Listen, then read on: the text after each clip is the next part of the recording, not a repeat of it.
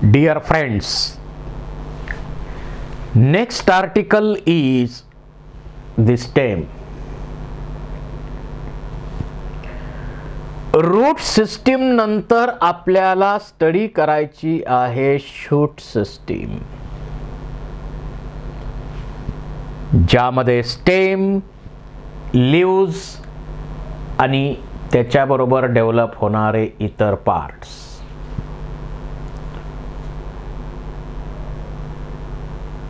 Embryonic condition मध्ये जर आपण पाहिलं तर या प्ल्युम्युल पासून बनणार आहे shoot system. It is ascending part of axis develops from plumule of the embryo of germinating seed. It bears branches, leaves, flowers, fruits, buds. त्याच्यामध्ये टर्मिनल आणि ॲक्झिलरी बर्ड्स, नोड्स आणि इंटरनोड्स. आता रूट सिस्टीम मध्ये म्हटलं तर node internode नसतात, leaves पण नसतात. पण स्टेम मध्ये लीव्स पण डेव्हलप झालेले आहे स्टेमवर, आणि नोड इंटरनोड असं डिफरन्सिएशन त्यामध्ये झालेलं आहे.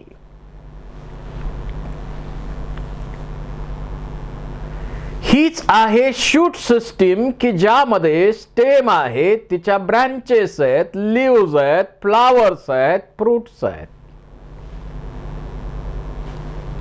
वेगवेगळ्या प्रकारचे बर्ड्स आहेत. यामध्ये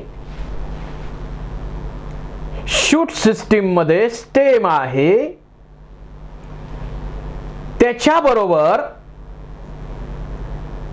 इथं लीफच्या ॲक्सिसला इथं जो बर्ड तयार होतो त्याला आपण म्हणतो ॲक्झिलरी बर्ड.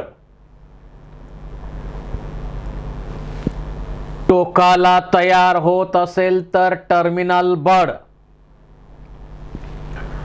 अपेक्सला तयार होत असेल तर अपायकल बर्ड. अनेक प्रकारचे बर्ड्स यामध्ये तयार होतात. यामध्ये नोड इंटरनोड अल्टरनेट दिसतात, त्याच्यावरती लीव्स डेव्हलप झालेले दिसतात, आणि त्यानंतर फ्लावर्स, फ्रूट्स हेही त्याच्यावरती तयार होणार. अशा प्रकारची आहे शूट सिस्टीम.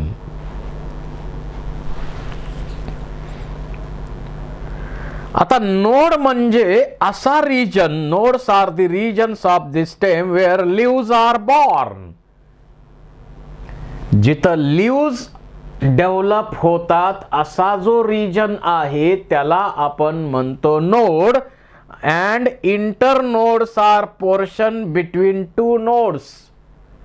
दोन नोडच्या मधला जो पोर्शन आहे त्याला आपण म्हणतो इंटरनोड.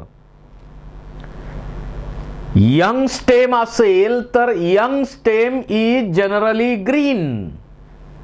आता ग्रीन आहे म्हणजे फोटोसिंथेसिस प्रोसेस करत असणार.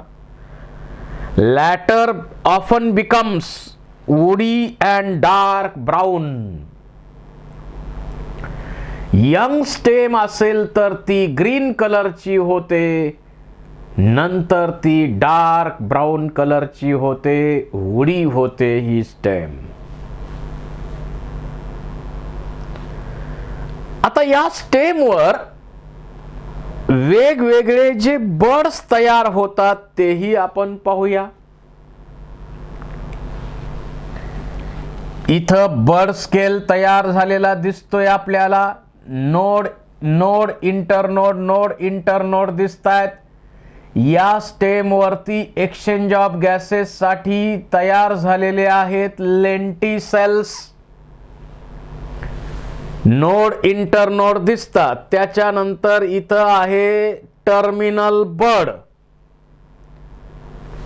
इथं आहे ॲक्झिलरी बर्ड, इथं आहे अपायकल बर्ड. अनेक प्रकारचे बर्ड्स यामध्ये तयार झालेले आहेत.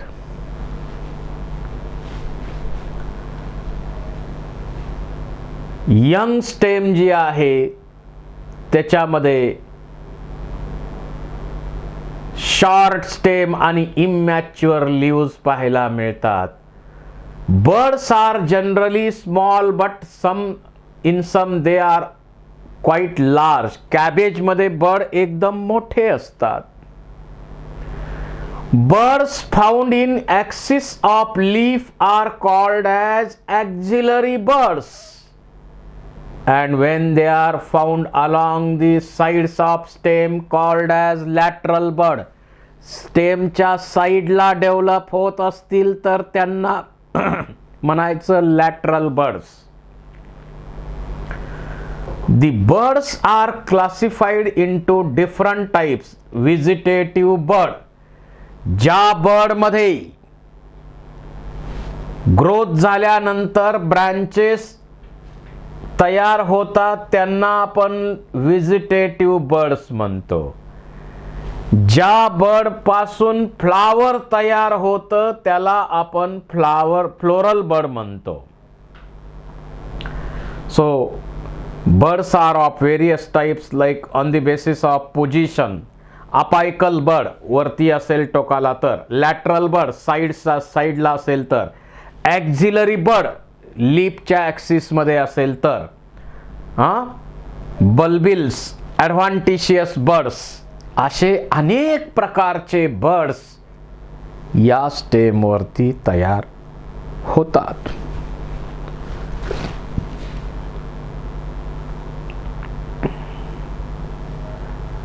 या स्टेमचे फंक्शन काय आहेत? Spreading out branches bearing leaves, flowers and fruits. Conduct water and minerals and photosynthesis. जर ग्रीन कलरची असेल तर. Some stems help in food storage, support, protection and vegetative reproduction. पुढे आपण टाइप मध्ये बघणारच आहोत. इथं स्टेमचं मॉडिफिकेशन वेगवेगळ्या पर्पजसाठी झालेलं दिसत आहे. स्टोरेजसाठी मॉडिफिकेशन झालेलं आहे. टेंड्रिल आहे, थॉर्न आहे, फायलोक्लेड आहे, स्टोलॉन आहे, ऑफसेट आहे, सकर आहे, बल्ब आहे. कितीतरी मॉडिफिकेशन या स्टेमचे झालेले आहे. आपण स्टेमचे मॉडिफिकेशन 3 ग्रुपमध्ये डिवाइड करूया. Underground modifications of stem, sub aerial जमिनी लगत मॉडिफिकेशन आणि एरियल वरती असणारे मॉडिफिकेशन्स. अंडरग्राउंड मॉडिफिकेशन जे स्टेमचे पाहायला मिळतात त्यामध्ये पहिलं आहे रायझोम. जिंजर, टर्मरिक याच्यामध्ये रायझोम पाहायला मिळतो. याच्यावरती स्केल्स असतात, नोड्स, इंटरनोड असतात आणि याच्यामध्ये रिझर्व फूड मटेरियल स्टोअर केलेलं असतं.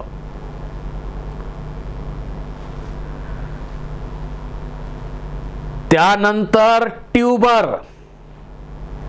आपण जे पोटॅटो, बटाटा खातो ते स्टेम एनलार्ज होऊन जमिनीमध्ये स्टेम च सोलन होऊन फुगलेली स्टेम अशी बनते. तिला आपण म्हणतो स्टेम ट्यूबर, बटाटा. याच्यामध्ये रिझर्व फूड मटेरियल स्टोअर केलेलं असतं. ॲडव्हान्टिशियस बर्ड्स तयार होतात आणि त्याच्यापासून नवीन प्लांट तयार होऊ शकतात. म्हणजे स्टोरेज शिवाय व्हेजिटेटिव्ह रिप्रोडक्शन हे सुद्धा यांचं फंक्शन आहे. ओनियन मध्ये तुम्ही पाहता बल्ब आहेत. ओनियन मध्ये काय बल्ब पाहता. याच्यामध्ये अशा प्रकारचे कॉन्सन्ट्रिक लेयर्स फ्लेशी स्ट्रक्चर, याच्यामध्ये फ्लेशी स्केल्स असतात. यामध्ये आणि सराउंडेड जे आहेत ते एकदम थीन असे स्केल्स आहेत. कांदा कापताना आपण पहिला वरचा थीन लेयर म्हणजे काढून टाकतो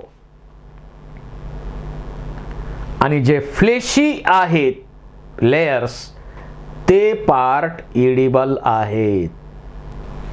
मग कांदा लसूण यांच्यामध्ये अशा प्रकारे मॉडिफिकेशन झालेलं आहे. इथं लीफ बेस आहे. त्याच्यानंतर corm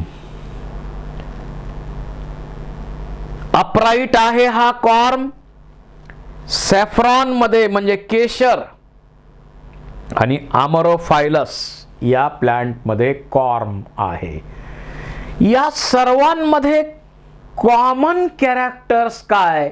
these are underground modified stem for storage and they develop advantageous buds for vegetative reproduction.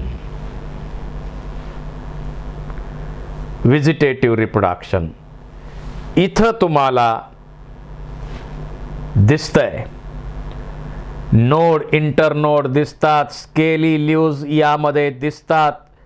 अशा प्रकारे रायझोम अंडरग्राउंड मॉडिफिकेशन आहे स्टेमचं स्टोरेज आणि व्हेजिटेटिव्ह रिप्रोडक्शनसाठी. पोटॅटो मध्ये पाहिलं तर स्टेम जमिनीमध्ये गेल्यानंतर त्या स्टेमच्या ब्रँचेस मध्ये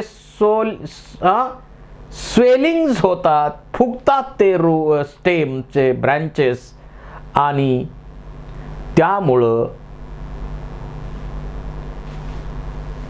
ट्यूबर तयार होतात.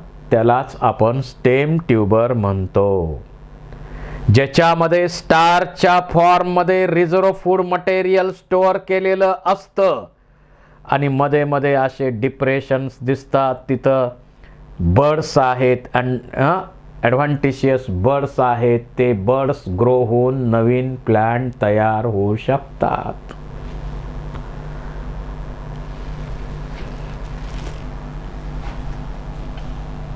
त्याच्यानंतर पहा बल्ब. कांदा आणि लसूण याच्यामध्ये बल्ब पाहिलेत. Outer few scales leaves becomes dry and thin. बाहेरचे थीन असतात, ड्राय असतात. त्याला आपण ट्युनिक म्हणतो. Entire bulb is covered by tunic called as tunicated bulb. Onion मध्ये आपल्याला पाहायला मिळेल. आणि नेकेड बल्ब जे असतात थिक आणि फ्लेशी स्केल लीव्ज असतात, are not arranged in the form of concentric layers but they overlap one above other. Garlic मध्ये the whole bulb is not covered by tunic or dry scale. याच्यामध्ये अशा प्रकारे कांदा आणि लसूण या सुद्धा मॉडिफाईड स्टोरेज साठी, व्हेजिटेटिव्ह रिप्रोडक्शन साठी मॉडिफाय झालेल्या अंडरग्राउंड स्टेम्स आहेत. आपण कॉर्म सांगितलंय. सॅफ्रॉन मध्ये, अमरोफायलस मध्ये नोड्स इंटरनोड्स दिसतात. हे व्हर्टिकल असतात आणि याच्यावरती बर्ड्स तयार होतात. ते बर्ड्स ग्रो होऊन डॉटर कॉर्म तयार होतात. ॲडव्हान्टेशियस रूट त्याच्यामध्ये तयार होतात. म्हणजे स्टोरेज आणि व्हेजिटेटिव्ह रिप्रोडक्शन हे फंक्शन आहे. अशा प्रकारे पोटॅटो ट्यूबर, जिंजर, टर्मरिक, जामिकन कॉर्म आणि कोलोकॅसिया कॉर्म असे अनेक एक्झाम्पल आपल्याला सांगता येतील की जे underground modified stems for storage and vegetative reproduction आहेत. For food storage. Underground stems of potato, ginger, turmeric, jamicum, colocasia, they also acts as organs of perennation to tide over unfavorable condition for growth. प्रतिकूल परिस्थितीमध्ये तसेच राहणार आणि ज्यावेळी favourable condition available होईल त्यावेळी ते ग्रो होणार आणि नवीन प्लांट बनवणार.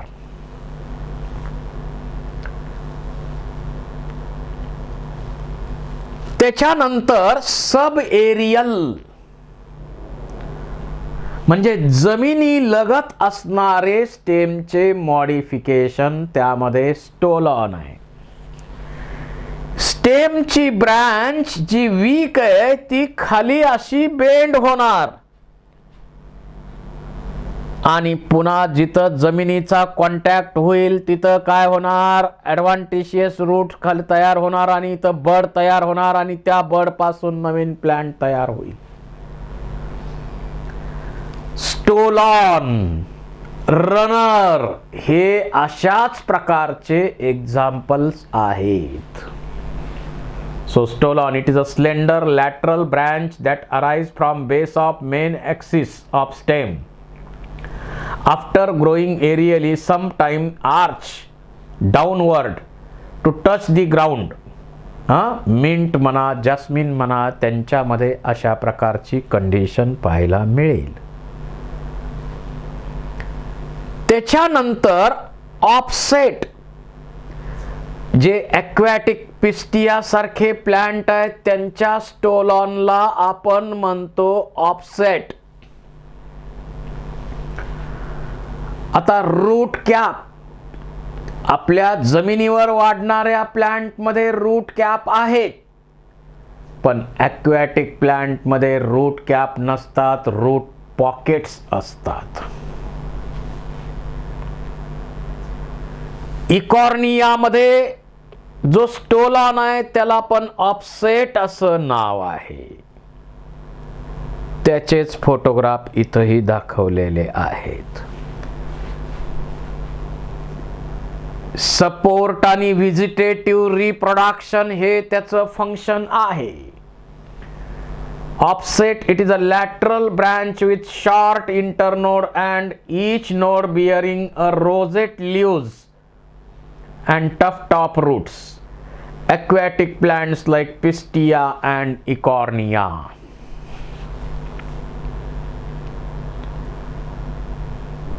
त्याच्यानंतर सकर, बनाना मध्ये, पायनॅपल मध्ये, क्रिसॅन्थॅमम मध्ये असे सकर्स आहेत. मेन स्टेम आहे, मेन स्टेम पासून ह्या लॅटरल ब्रांचेस तयार होतात आणि त्याला ॲडव्हान्टेशियस रूट तयार होऊन याचे बनतात suckers.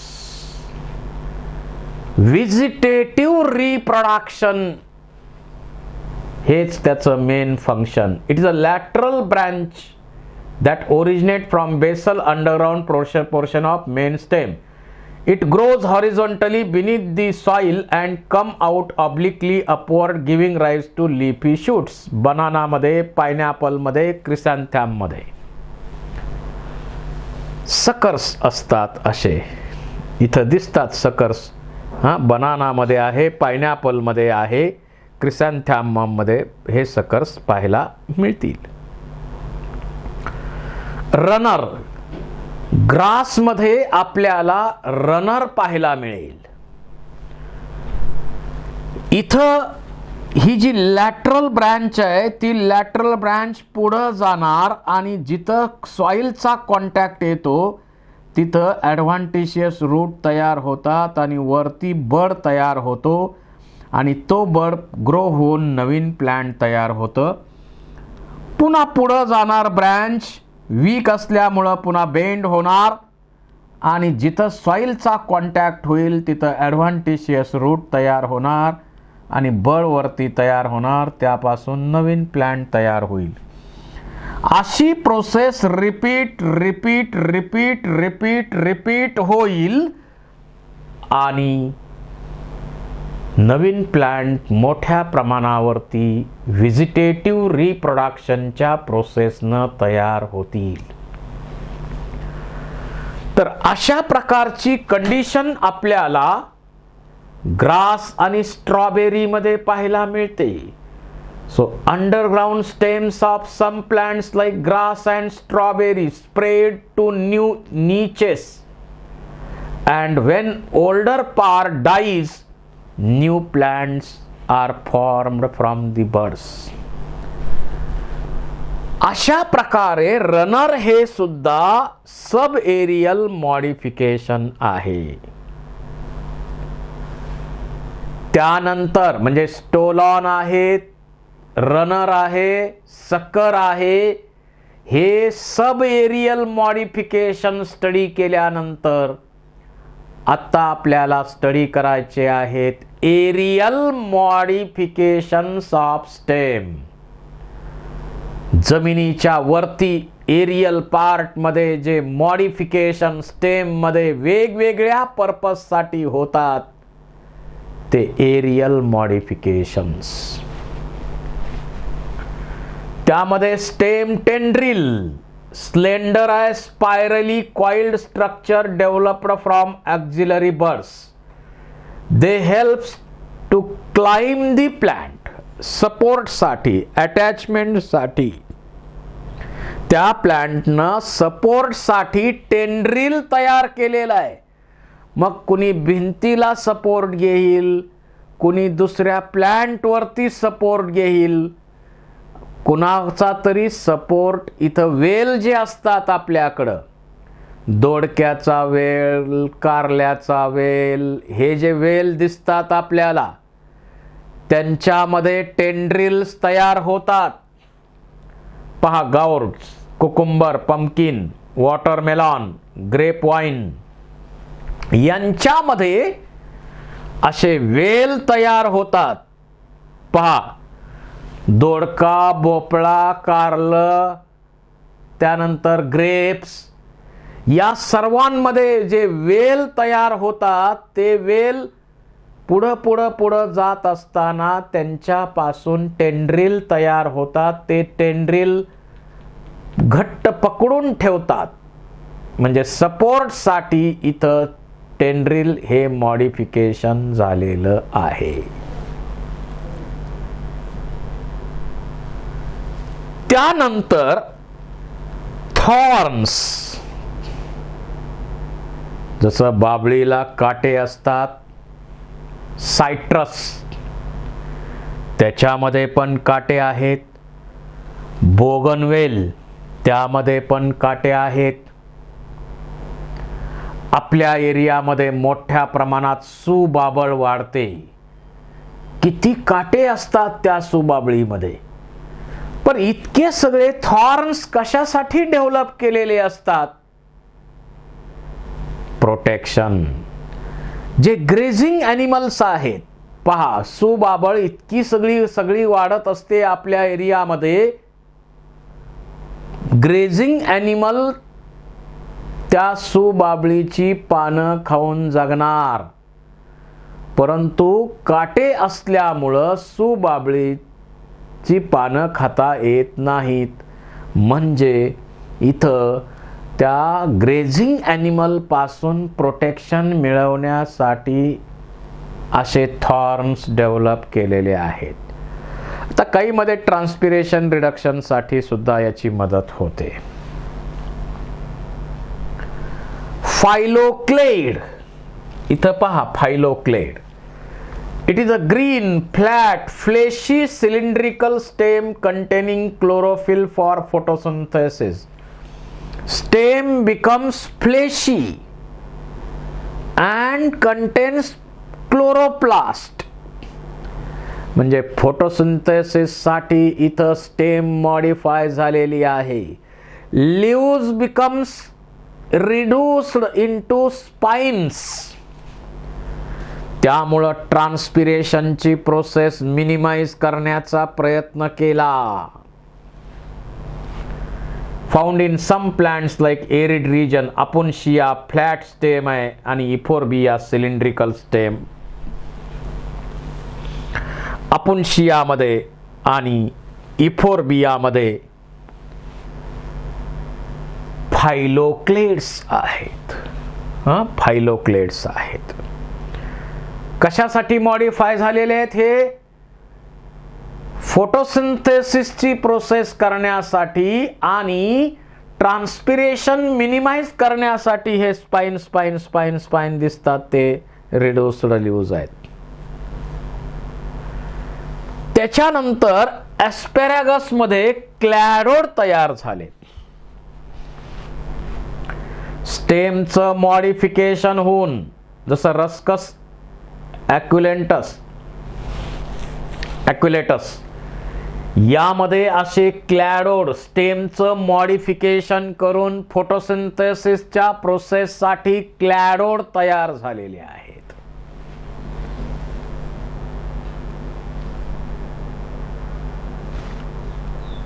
These are some modifications of stem. स्टेमचे मॉडिफिकेशन जे अंडरग्राउंड आहेत त्यांचे पर्पज कोणते आहेत? Storage and vegetative reproduction. मग क्वेश्चन एक तुम्हाला मी यामध्ये विचारतो, पोटॅटो आणि स्वीट पोटॅटो यांच्यामध्ये सारखेपणा कशात आणि डिफरन्स काय? दोन्ही ट्यूबर आहेत, ही सिमिलर कॅरेक्टर झालेली आहे.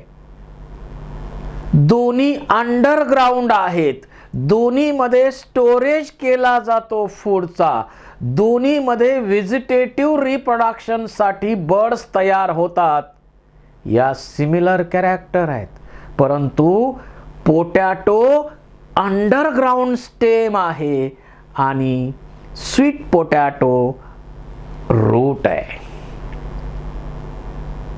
म्हणजे सारखे आणि डिफरन्सेस, सिमिलॅरिटी डिफरन्सेस यामध्ये यावर MCQ तुम्हाला विचारला जाऊ शकतो. म्हणजे अंडरग्राउंड स्टेमचं मॉडिफिकेशन स्टोरेज आणि vegetative reproduction, sub aerial support vegetative reproduction आणि एरियलचं अनेक कारणांसाठी झालेलं आहे. कुठं सपोर्ट आहे, प्रोटेक्शन आहे, कुठं फोटोसिंथेसिस आहे. These are modifications of stem. Thank you very much.